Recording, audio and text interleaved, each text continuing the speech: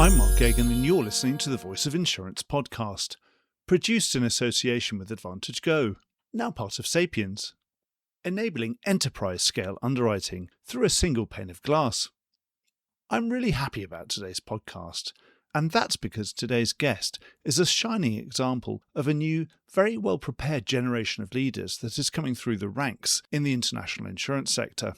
With senior roles in the company market and inside Lloyd's itself, Stephanie Ogden was well-rounded before she took on her current role as the CEO of the Munich Re Syndicate at Lloyd's.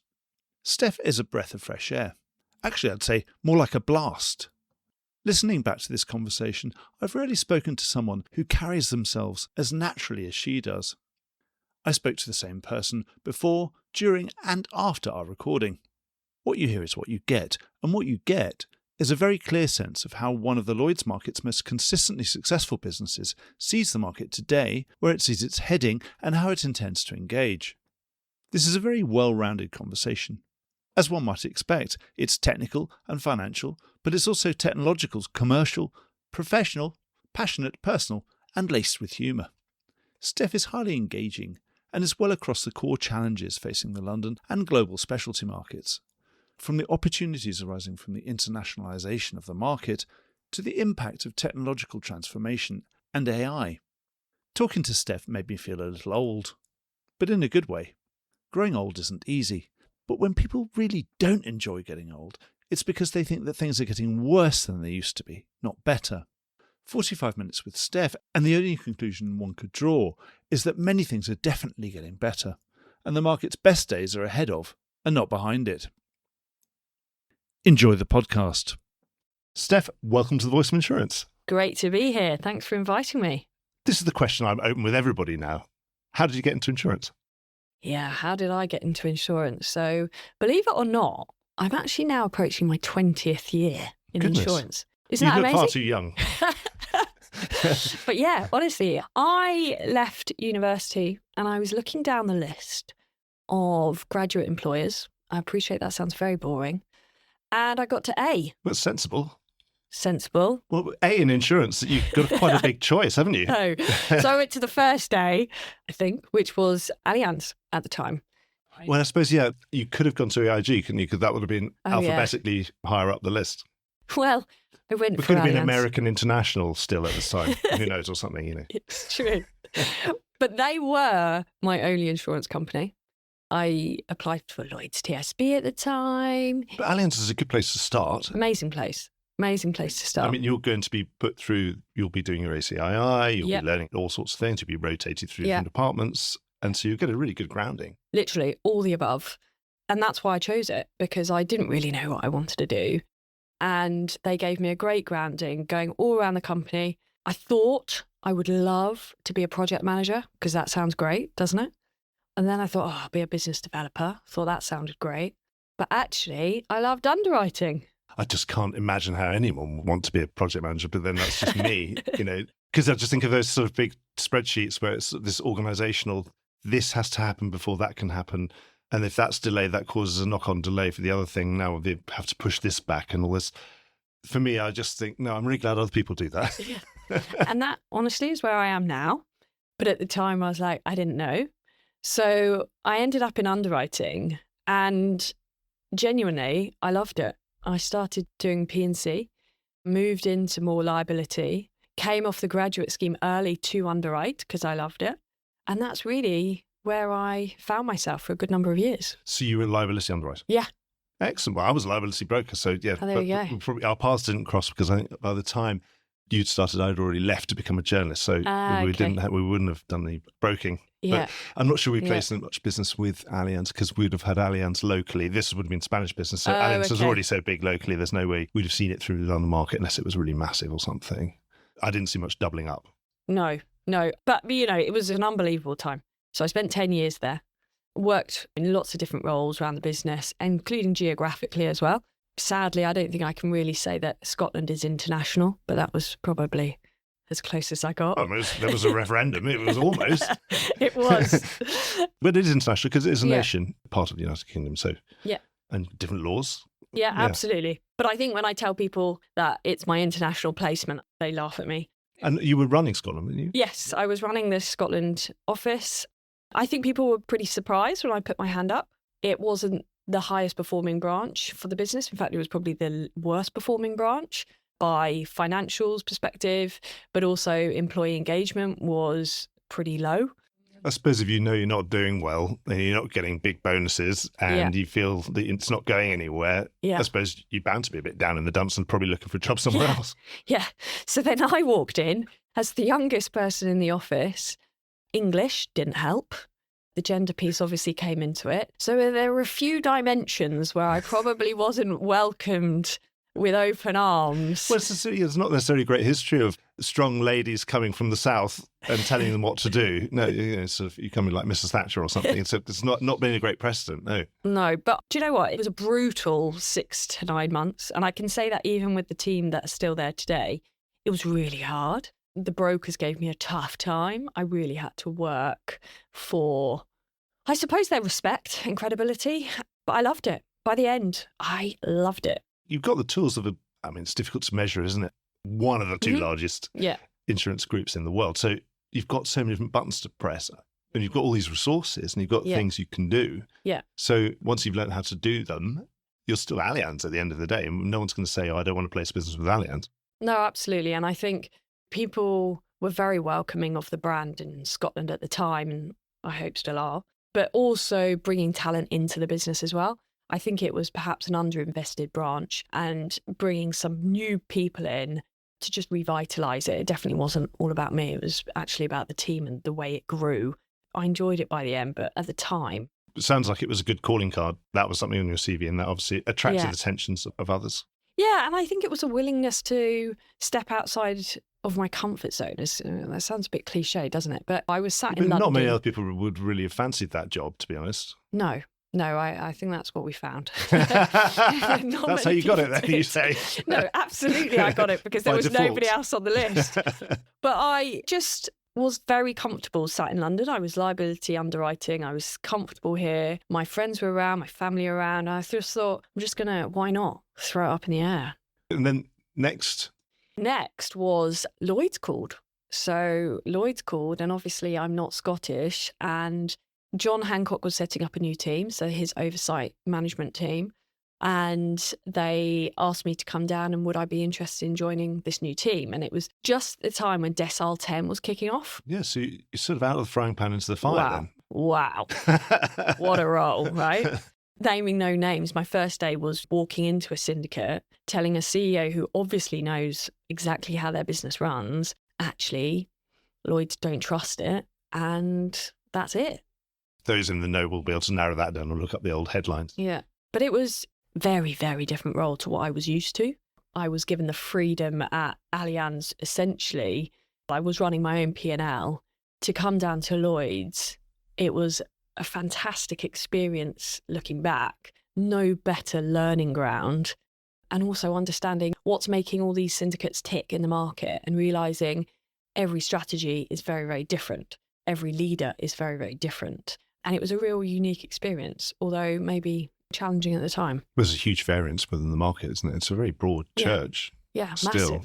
Massive. And coming from a place where I'd only known Allianz, I'd done 10 years at Allianz by that point, Lloyd's was an unknown to me. And it has an allure, right? Lloyd's has a real allure from a perspective of you want to understand it better. And coming from the company market, it was really exciting.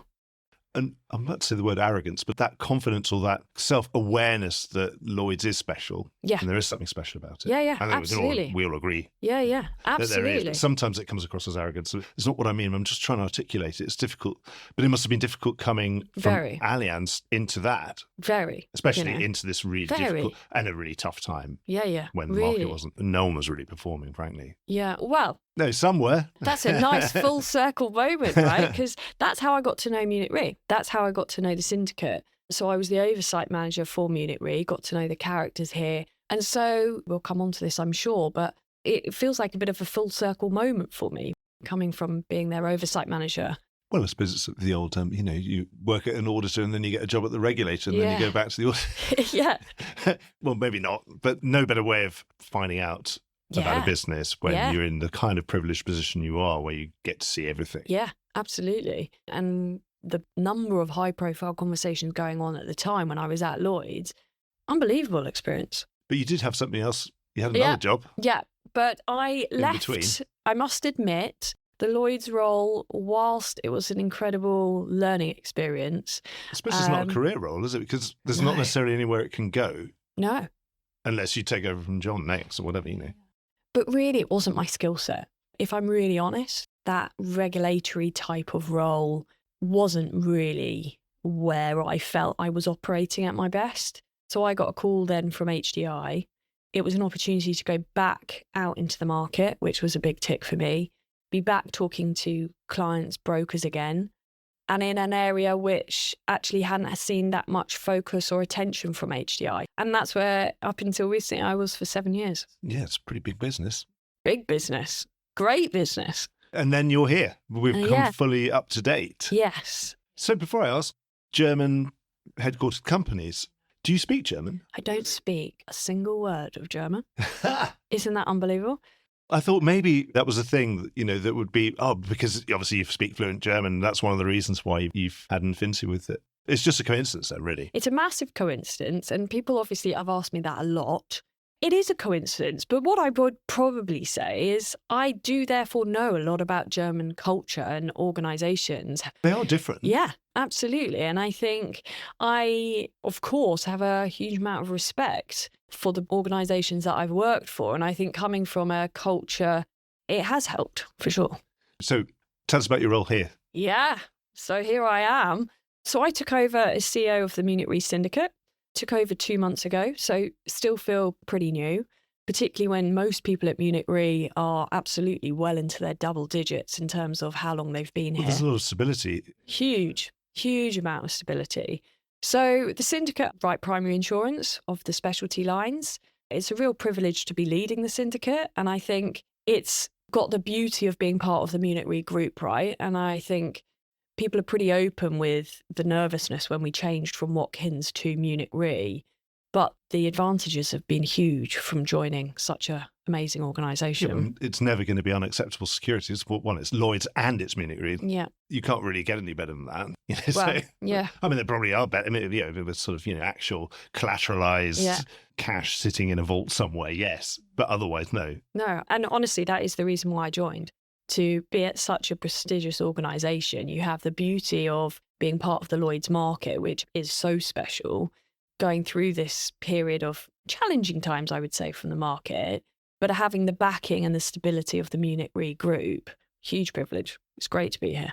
So for anybody who doesn't know the Munich Re Syndicate, and obviously there have been changes over time, run us through where you are and also where you sit within the Munich Re organisation. Yeah, absolutely, of course. So you're right. So when I told people I was joining the Munich Re Syndicate, there were 2 questions that came out. Is like, where is that in the Munich Re group? And what do you write? Is that the old marine energy business? But actually now we are a much more diversified syndicate. So we have 20 plus lines of business that we're writing now. And we've made that transition away from being focused on the marine energy piece. In terms of where we sit in the Munich Re group, we are under the new global specialty insurance banner, which is run by Mike Kerner. So we are the specialty lines underwriter, but we are the Lloyd's platform for the group. So I lead that platform. In terms of size, we are 1.3 billion around. We've got capacity for 1.5. We have around 400 people working on the syndicate, but we have a functional model. So people might be touching more than just the syndicate, but generally we've got about 400 people working on the syndicate.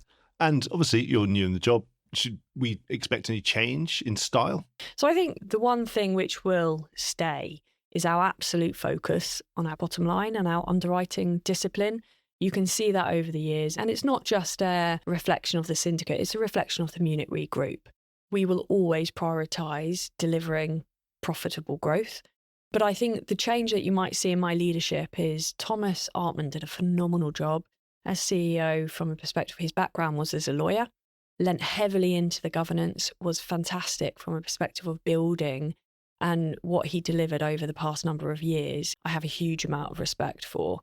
I think where I will be a slightly different leader coming in is what drives me is talking to our brokers, talking to our partners and really understanding what's making them tick. As I've come into Munich Re and see all the incredible access we have to the experts around the business that we have, I think we could talk louder.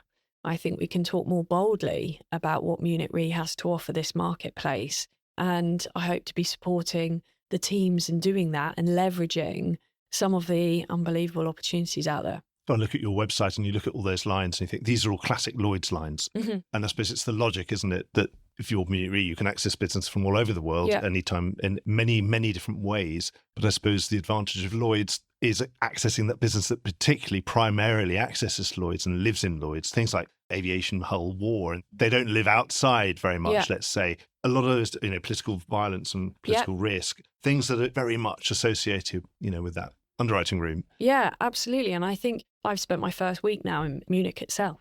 And the respect that the syndicate has in the group for exactly that reason, we're able to dial up in certain areas, dial down where we don't see the opportunities, and being able to nimbly react as the market moves. Often the syndicate has a voice around that table to influence what the group's doing, seeing, feeling, because we are, and occasionally are, the lines that are writing that business. You're the sort of bleeding edge, or cutting, hopefully not bleeding, but cutting edge of a lot of those risks. Exactly. And of course, those are things that are manifesting all over the globe. Mm-hmm. I was once lucky enough to go to an interview of the CEO of reinsurance at the time, Torsten Dwarek, and I'm having lunch in the canteen. It was a really good lunch, and nobody charged me for it as well. So it was almost like, I felt it was like the United Nations of insurance. I just felt like there were people from all over the world coming in to visit, or they worked for Munich Re. It was just really astounding, actually. Honestly, that's genuinely how I felt when I spent the week there. I was like, this place is incredible for experts, people that you can go and speak to who have doctorates in these topics, and you can sit and debate. A lot of people have the word doctor in front of their, in their title, don't they? They do. Yeah. That's one of the things that's the biggest difference between German capitalism and Anglo-Saxon capitalism, isn't it? I don't see anyone have a doctorate on the board of a British company. But but what unbelievable place to be able to leverage some of that and to tap into some of that information. It's great. And somebody made a really funny comment to me when I joined. They were like, when you go to Munich, what you will see is you'll see lots of people sitting at tables, having meetings, coffees, debating, challenging. And that's what it's like. It sometimes can feel more like an academic institute. And for someone like myself to come in and have this opportunity, it's brilliant. And the job is obviously to move it from the abstract into the absolute day-to-day, the cut and thrust of actually dealing with brokers and making something that someone wants to buy. And I genuinely think that's why they're hiring people like myself to turn that into reality and get that nice balance between the academic aspects, technical aspects, whilst drawing on the commercialism and being a business. And you've got a really broad and diversified portfolio within the syndicate. Are there any lines that you're eyeing and thinking, oh, we could add this? Would we expect you to add a few lines here or there? Yeah, I think what you will see from us as a syndicate is we recently have made a number of investments in the international casualty space, for example. Our book is heavily dominated by US risks.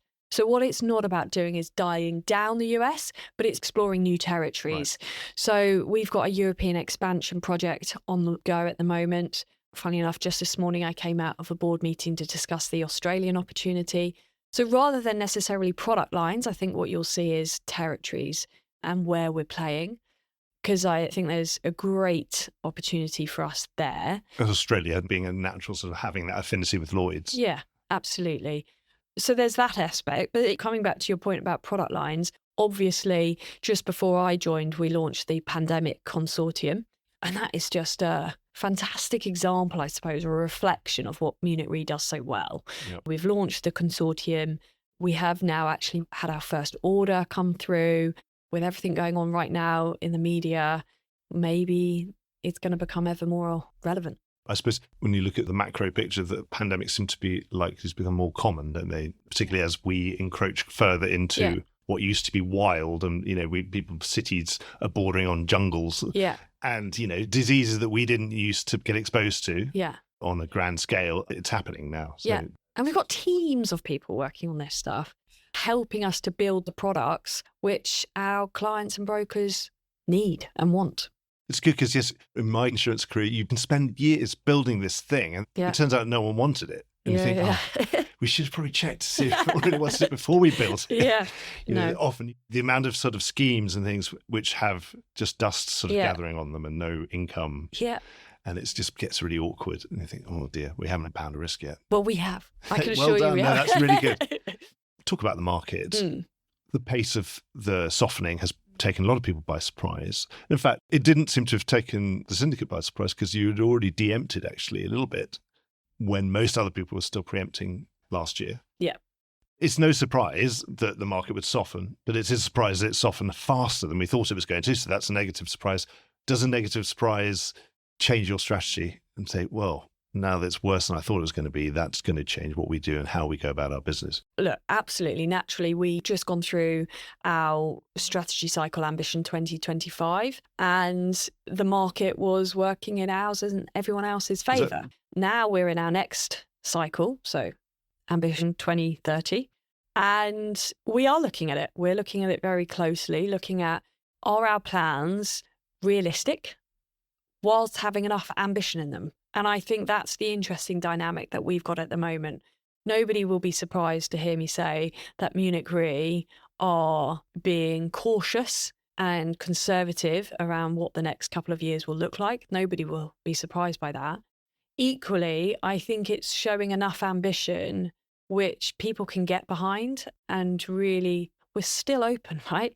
There are still plenty of opportunities out there, particularly for players like ourselves, when we have the people that we do. So I think getting that balance right with the market dynamics the way that they are is going to be really interesting. And I think you make the point around, has the market softened quicker than everybody was expecting? Yeah, undoubtedly, right? If you compare it to the previous cycles, it has softened quickly. That said, there are all the reasons for it. It's a very different marketplace now to what it was 7 years ago through the last softening. And if you look at the digitalization of the market, the AI, the facilitization, I think that's why the comparison is perhaps the way it is and is gone. I suppose we've got better at finding out what the real price of something is. And so there's no reason to hang around. It's a shame. Obviously, we want to hang around with excess profits, but excess profits will disappear quicker because everybody knows what the right price is. Yeah. And the price at which will still produce the returns that you're after, of course, because again, once it goes below that, you'll start stepping away because we'll all know where we are. Yeah. Whereas the problem with the insurance industry in its long history is that we've never quite known where we were. Yeah. And I think there's excess capacity now, right? The industry had a great run over the last number of years. Unsurprisingly, there's more capacity than ever. I think people want to be in London. I think London remains one of the most exciting marketplaces. So it's understandable, but equally, there's plenty of capacity. Often, yes, when you have this softer market, you have a greater imperative towards innovation. Whereas when there's a really hard market on, you can say, sorry, just go away. I'm far too busy doing all this bread and butter stuff that I need to concentrate on that and make lots of money out of that. And now I've done that. And yes, I am slightly more open to new ideas. Mm-hmm. As a broker, certainly from the other side, it's easier to get things done when the market's a bit softer because everyone's more receptive and they're looking for new income. But do you think there are plenty of opportunities, the sort of opportunities like this pandemic thing? For example, there are so many things. I've just done a podcast with someone looking again at the transactional liability or the M&A market. And I had no idea that that market is already up to 10 to 12 billion. And that's sort of 3/4 of the size of cyber, which is for the amount of column inches that cyber gets. M&A gets only 1/10 of that, but it's already 3/4 of the size. So there are opportunities everywhere. And that's exactly why we're looking at new territories, because whilst one territory might be going in one direction, there are opportunities out there. It's a huge marketplace, and where you choose to play is within your gift. And I think being somewhere like Munich Re was a choice that I made because I believe that the opportunities for us are there. Because the world's literally your oyster. I think with Munich Re in terms of, your understanding or, your position in any territory in the world that buys insurance is going to have some connection to Munich Re in one way or another, or Munich will have an understanding of it or have a view of it. And we can dial up, right? We can dial up where we see the opportunity. We can step back away from business over there. The diversity means that we get flexibility. And yes, we probably are guilty in London of, because it's half of everything we do, focusing too much on the US. Yeah. To the detriment of, well, all that stuff that people buy in the US and other markets. There's a lot of other markets that don't have that product yet, that don't have that expertise, don't have access to that expertise. If we can spread that around, that'll be really good for everybody. Again, because it's certain that they'll need that product. Yeah, absolutely. And I sat on a panel like a couple of months ago, and everyone was quite down in the dumps. It was all quite somber, and I think the Middle East hadn't quite kicked off at this point, but, there wasn't much to jump around and be happy about. But actually, the reality is we're in the business of risk. This is our job. Like, this is the sort of stuff that should make us tick. And this is the type of environment that should be making us jump out of bed and get excited about what the challenges are, because it's our job. So I appreciate that sounds a little bit Janet and John, but honestly, I do see opportunity. And I think the challenges that we've got playing through at the moment is the reason we're all here. And are we still getting the submission flows that we would expect? Obviously, a reason to be depressed if you are sitting in London sometimes is, particularly when the market really softens, is a lot of those local markets are building bigger limits and they don't necessarily need London anymore. And then the submission flows fall. And so then you've got a softening market, but then you've got even less demand, which softens the market even more. Are we there with that? Yeah, so I would say our submission flows are holding up. Yeah. I think part of the reason for that, though, is the digitalization piece and the AI, and it's making it easier to share risks and send out risks and get the submission flows up. Doesn't necessarily mean your hit rate and your strike rate is holding firm. And naturally, as we're going through this differing market, that will be the bit which becomes challenged. Your feedback's quicker on this. Yes, well, let's talk about that, because it's been fascinating the last 10 years to go from, would have been the first one, would have been the Aon client treaty, but then to have fast follow things like the Key Syndicate. Yeah. There was an announcement from Aon earlier in the week, which I need to fully digest, but we're getting to a position where a big broker will have a lead line. They'll have the sort of bankable aggregate capacity, which might be 20% of that order already because it's a London order already pre-placed. And then, of course, you've got electronic followers like Key, for example, that are just also sitting on that screen saying, oh, because that leader is that lead and we agree with that price, here's another 10% line. And then we're not talking about a huge amount of shoe leather has to be expended to place the rest of that. And then with lots of other technology providers and brokers filling that in. So where's your strategy around that? I'm sure you're Munich Re, so you do lead a lot of what you do. But I suppose not everybody leads everything. No.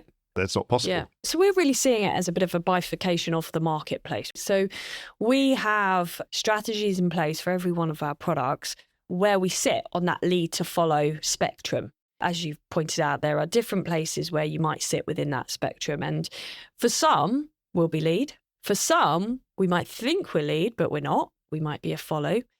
And where do we want to get to over the next 5 years and the Ambition 2030 that I spoke about? So changing our strategy and being absolutely clear about what we are and who we are.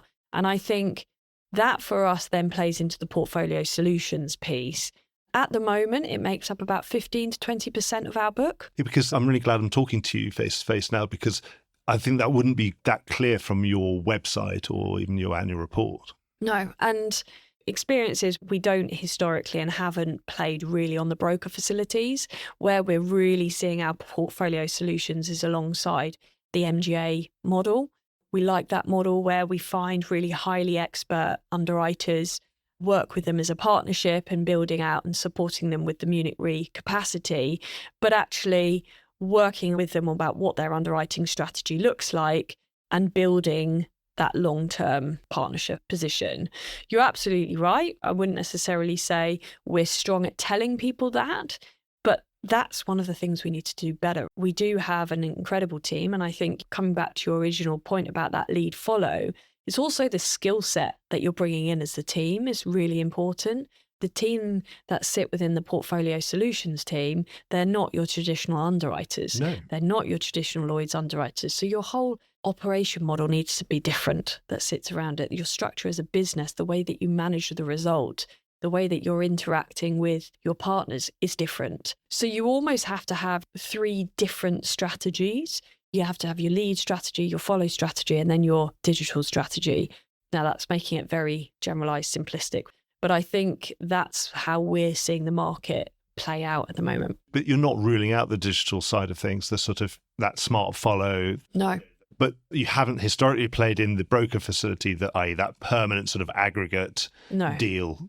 Haven't historically. No. But you're not ruling it out, are you? We're definitely not ruling it out. I mean, obviously, Munich Re, great treaty underwriter, you know exactly how to underwrite portfolios and underwrite underwriters. It's not a problem in terms of, expertise within the group. But it's a question of timing, right? I'm sure, I don't want to talk for our brokers, but I don't think they're stuck for capacity on their facilities at the moment. No.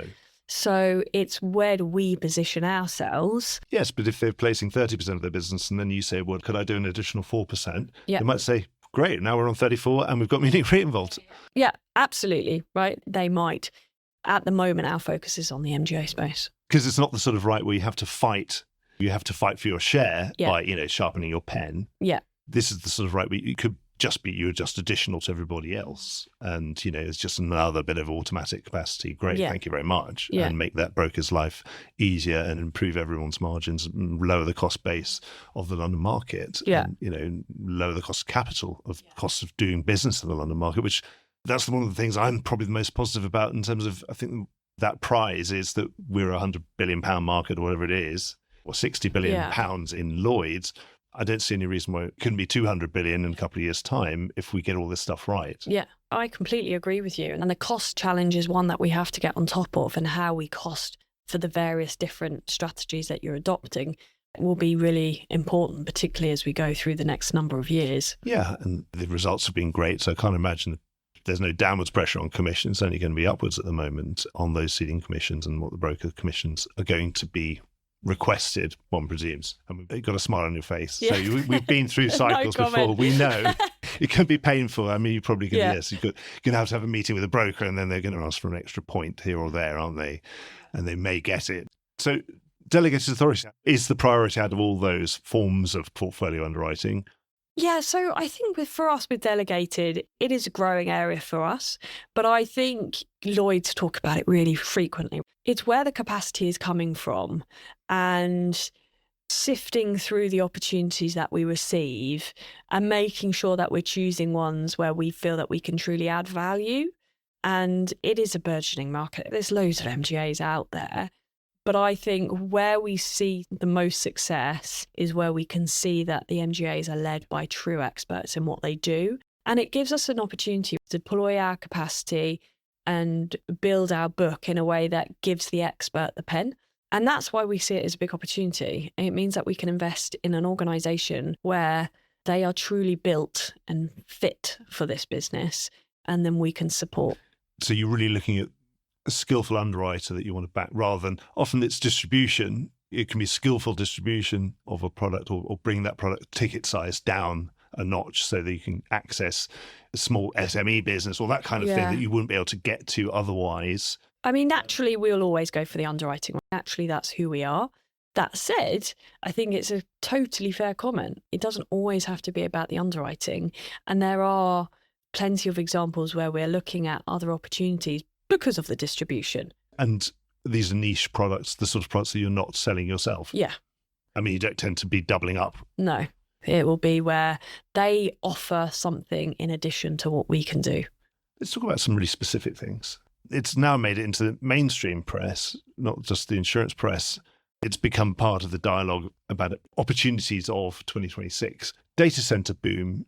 Are you starting to see any of that come through? Because I suppose there's a huge amount of investment going into this. Projects are breaking ground. Are we starting to see that demand materialize? And obviously we've seen a lot of the big brokers reacting, getting ready, getting big stacks of limit ready to be applied. And obviously, given your position, I expect you've been in these conversations. Yeah, absolutely. And I would absolutely anticipate you would ask the question on data centres. If I'm honest with you, I think everybody's saying something pretty similar. They're huge. The amount of capacity that's required to build these towers is something that we've never seen before. We are seeing brokers line themselves up and we are getting behind them. as you would expect we would as Munich Re. So we will invest our time and expertise helping to structure what some of this looks like, whether that's on the reinsurance side or from where I'm sat in the primary side. Because there's a lot of specialty risk in there, isn't there? Yeah. Obviously, there's the vastness of that property risk in itself, and obviously with the cat exposure, that's probably bringing with it. But then there's alternative energy sources, it's energy storage, there's potential environmental liabilities, because a lot of these things are kind of brownfield sites. A lot of old power stations are being converted into these centres, aren't they? So again, there's a lot to it. There is, and it's the accumulation, right? When you're the size of Munich Re, getting that right and making sure that you're playing in the right areas of the structure, it's huge. And it's really important to get right, because actually we don't have huge amounts of experience. Well, there's a lot that we don't know at the moment about how these are going to look, feel. Yeah, when the big hailstorm comes over the top. Yeah, exactly. But certainly there were some big numbers bandied around by some of the big brokers about 8 or 9 months ago. You know, we're talking about multi-billions of new premium coming into the market. Are you starting to see some of that trickle through? Yeah, I think so. And I think the opportunities are there. They're certainly there depending on how bold you want to go. Naturally, from a Munich Re perspective, we want to be involved. These are the sorts of topics and discussions which drive us, and we've got the expertise to discuss them. That said, we're not going to be out leading a tower, because that's also not within our DNA. Another really specific one is we've had, well, most of the litigation on those aviation contingent war or war losses coming from the Russia-Ukraine war have now been litigated, or some of them have gone all the way to Supreme Courts in different lands, and lessons have been learned. One, what are the lessons that have been learned, and is the way that that business is transacted different from the way it was 7 years ago before all this stuff happened? I think it is. This is a topic which, funnily enough, I don't think it's got as much coverage as people Partly would expect. Because it's so complicated. Yeah. It's fair, and also so litigious. Yeah. I think the market has changed, and I think if you look at the way that insurers are managing these risks, it comes down to where it's being managed, but then also the coverage and the wordings that go around it. And I think insurers are much clearer now around what those wordings look like. That said, I think what's interesting, and I'm talking here now at a market level, I think there's still plenty of capacity. So given the cost of some of these claims, it's interesting that actually the capacity is still there, and it's still a very competitive marketplace. So I suppose what that tells you is the market backs themselves that the right changes have been made, and it won't happen again. That's what it won't suggests. happen in the same way again, I suppose, yes. Yeah. Well, that's good to hear. But of course, it's a really non-correlating, diversified class of business. That's not me saying it won't happen again. I'm just saying what you see is plenty of capacity, wording changes have been made, structures have changed, but who knows? Well, we shall see. The world is always finding new ways of surprising insurers, as we know. So there's not much we can do about that. As long as we don't put our heads in the sand and pretend that it didn't happen, that's fair enough. You've already mentioned a bit about AI, but we can't sit in 2026 and not talk about it. And also, whereas I probably started asking this as a standard question that I would ask everybody about 2023, or whenever sort of chat GPT started to explode into the world's consciousness. But now I can ask a slightly different version of that question is, whereas 2 years ago, you would have said, hey, we're experimenting with loads of things. I think now you could say, we have experimented with some things, and I can tell you which ones work the best, or which ones we've found work the best, and which ones we're getting the actual proper return, and we're happy with the way it's gone. So what have been the best use cases so far? So I think there are plenty of use cases that we've got in the marketplace around adoption. Now, all roads lead to data. All roads lead to how do we make unstructured data turn into structured data so it can then be used in a more efficient way by our people. And there are plenty of examples of that. Claims, we see it also ingesting all the data and then making our people's lives a lot easier because they don't have to spend so much time managing all this data that they've got. When I joined the industry, all I heard about was legacy systems. How do we get all this data off our legacy systems? And that's now becoming more of a thing of the past because that is happening. I think the bit which is more unspoken about to me is we speak about things at this macro level, but actually when you drop it down to people and how do you talk to your people as leaders, How do you talk to your teams around what does AI mean? And one of the conversations that, funny enough, I had this week with a number of senior people in the market was people want to understand how their leaders are using AI on a day-to-day basis. And I don't mean in terms of the modeling that's done or the programs and software that are supporting them, but how is your day-to-day life impacted by AI? And I reflected on this conversation, and it was a couple of Fridays ago. It's about 4:00. I could hear my family downstairs. Their weekend had started. Mine hadn't. So you were working from home? Yeah. Not every Friday, but this Friday I was. So yes, children had come home from school. Yeah, and I could hear them. But I had a pretty major business decision to make. And I had to make the decision, do I go left or do I go right? And yeah, it was a pretty significant decision that had to be made. And so I decided, right, I'm going to ask Copilot. So I put on to Copilot. I put all the documents that were helping me to consider which way I went, put all of the facts in, all the documents, and I said, I'm thinking of going left. This is how I've made my mind up. This is the facts that I've pulled through. What do you think? Now, we all know that AI is biased. So it came back and it went, Stephanie, that is absolutely the right answer. Because it's always sort of sucking up to you, isn't it? I find. Yeah. Absolutely. That is the right answer. You have gone to all the right pieces within that documentation to help you get to the right answer. They're the facts. If you change your prompt saying, I'm turning right That's or left, exactly what I did. And it agrees with you again. So then that was the interesting bit. So I said, well, actually, I'm going to go right. And I think I'm going to go right because I'm going to base it on this, this, and this. And it was really interesting because it said, okay, I will help you substantiate your decision and I will strengthen that argument for you. And I was like, oh my God. So then I said, well, now you've put me in a really difficult situation. I don't know now whether to go left or whether to go right. And so it came back and he said, you should maintain your initial decision to go left and you should do it for all these reasons. And would you like me to put this all in a document for you so it's ready to go and ready to be formatted? That was unbelievable. And I just think you have to test it. You have to test what it's saying. And it isn't a case of I'm going to prompt one sentence and I'm going to get this magically appeared decision. It doesn't work like that. You have to prompt it right. Certainly, it's a useful tool. Yeah. These days, because if I'm coming back to interview someone who I interviewed 3 years ago, now I can just drop the audio file into that box and it sort of whirs away.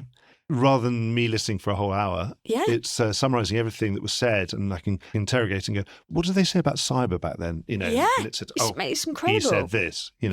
It's incredibly useful from that sense for me. But it does also go wrong, right? Like I've just been away on business travel and I gave it a prompt and I said, please pull up all the emails I've missed over the last 48 hours.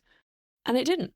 It gave me a load of emails. And I was like, but you've missed out these two fundamental emails. It's really annoying when you know there's one that you've definitely missed. And they put, oh, yes, Stephanie, you're absolutely right. I did miss those. I'm like, so it's definitely not foolproof. I wish it would book all my travel for me because it's a pain in the what's it, checking in and just reminding yourself. I find it, it's exhausting. So that would be a wonderful thing. But if you get it wrong and forgot to book it for you or whatever, then yes, we'll get there in the end. I think what is hugely different right now is 12 to 18 months ago, I was probably quite fearful of AI. I was probably in that camp where I was like, what's going to happen? I then got asked to do this tech keynote speech at an insurtech. And I was like, wow, what on earth am I going to say? But actually what it did was it was almost like that catalyst of just made me say yes to every invite I got about AI, whatever it was. And by no means am I an expert, not at all. But I think what I've learned is that people talk a lot in the macro. And just use it. And actually, you just need to just start using it and just get prompting it, learning it day by day, just becoming comfortable with it. And that has made, I think, a big difference. What about the emerging AI as a new casualty peril? It's great when I'm talking to a liability underwriter. It's good. A former liability broker can talk to a liability underwriter about this. Yeah. Obviously, it's very clearly a tech E&O peril, and it's currently silent, although I've been reading about there are ISO endorsements being used in the States, starting to appear. So I don't know what your view of this, whether it will become a standalone, because it gets excluded from everywhere else and becomes a standalone Or will it just be a positive, affirmative standalone because people want that very specific cover and it's too limited when it's sitting somewhere within your general liability or within your professional indemnity?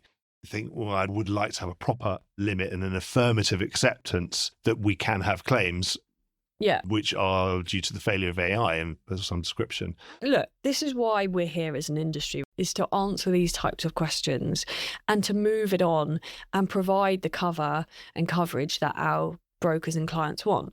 The more we exclude AI, the more it's going to become an issue for us. And there has to be an opportunity here to work with AI to move our products on and giving our clients the appropriate cover. Because it's underwritable, isn't it? Of course, like everything's underwritable. And it has to be, because otherwise we're taking ourselves out of a job.